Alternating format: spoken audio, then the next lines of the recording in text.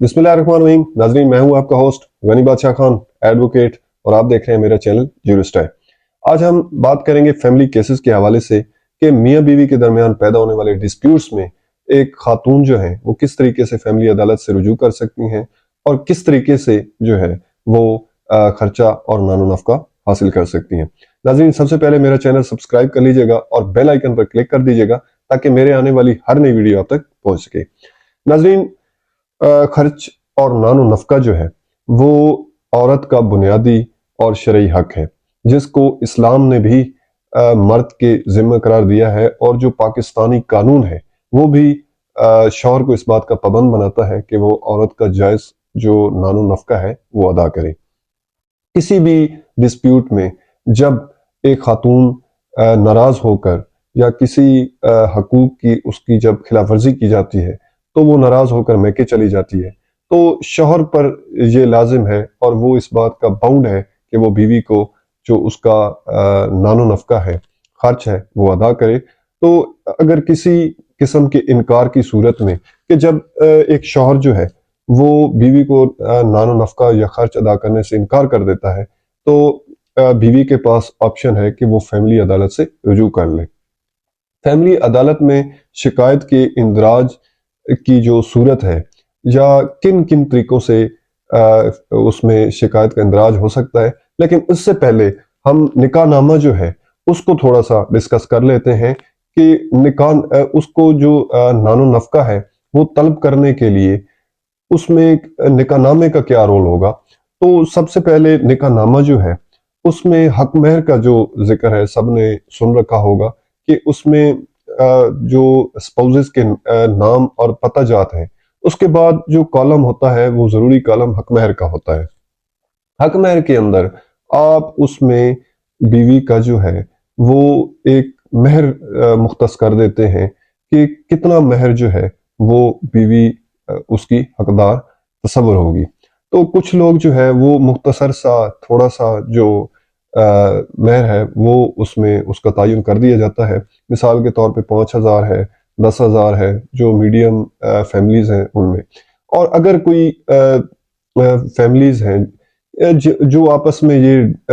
तय करते हैं कि उसमें हक महर जो है वो खातून की जो मर्जी है या उसमें वो ज्यादा जो है वो डिमांड करते हैं कि इस महर के तहत ये मिसाल के तौर पे कुछ लाख रुपए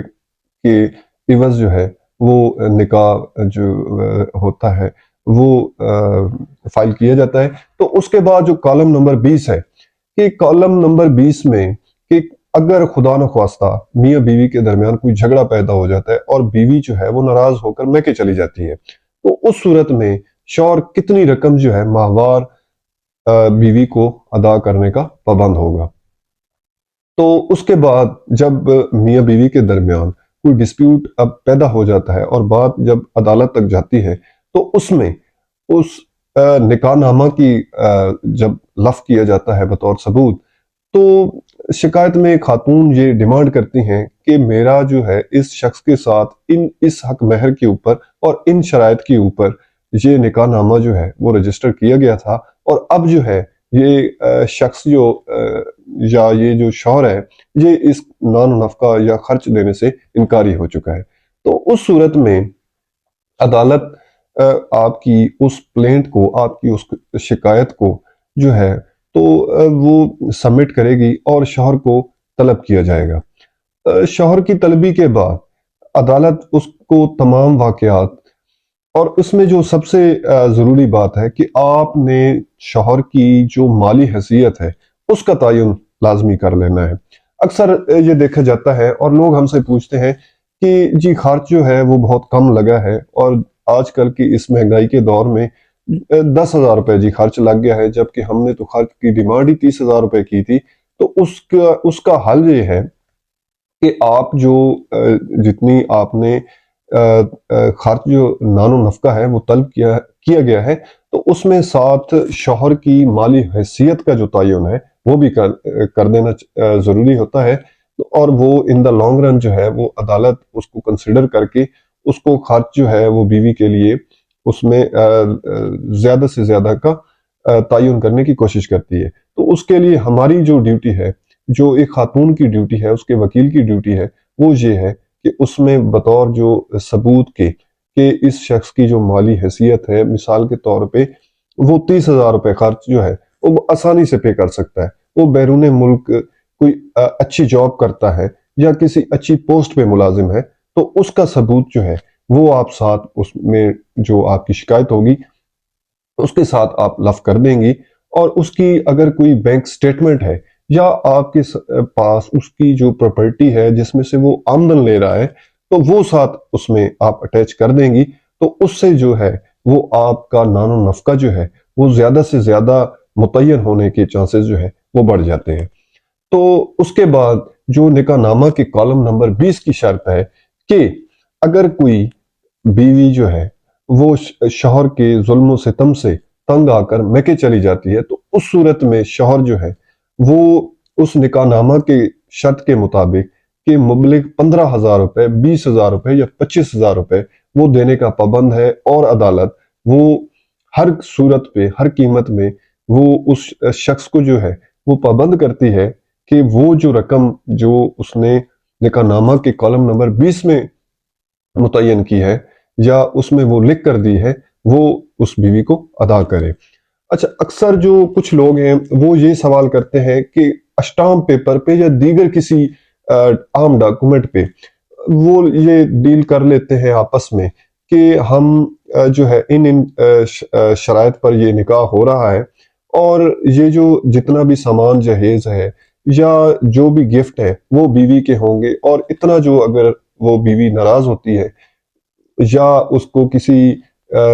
ناجائز طریقے سے تنگ کیا جاتا ہے اور وہ میکے چلی جاتی ہے، تو شوہر اتنی رقم دینے کا پابند ہوگا، تو وہ جو ہے وہ ثابت کرنا تھوڑا سا اس میں مشکلات کا سامنا ہوتا ہے۔ لیکن ہمارا یہ تمام افراد، تمام خواتین و حضرات کو یہ مشورہ ہوتا ہے کہ جو آپ نے شرط، جتنی بھی آپ نے شرط و شرائط ہیں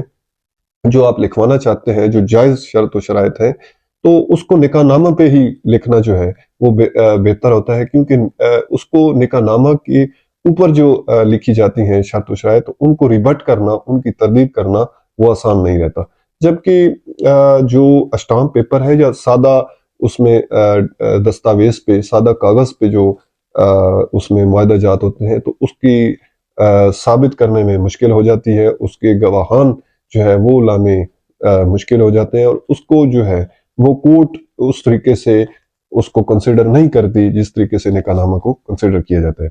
تو ناظرین، میں نے مختصر اور آسان الفاظ میں سمجھانے کی کوشش کی کہ کس طریقے سے آپ نان و نفقہ جو ہے وہ حاصل کر سکتی ہیں۔ تو ہماری نیکسٹ ویڈیو میں انشاءاللہ اس پر مزید بحث کریں گے، اور اگر کسی بھی قسم کا کوئی سوال آپ کے ذہن میں ہو تو آپ اس میں ہمارے ویڈیو کے نیچے کمنٹ کر سکتے ہیں، اور ہمارے نمبر پر بھی رابطہ کیا جا سکتا ہے۔ تب تک کے لیے اپنا خیال رکھیے گا۔ اللہ حافظ۔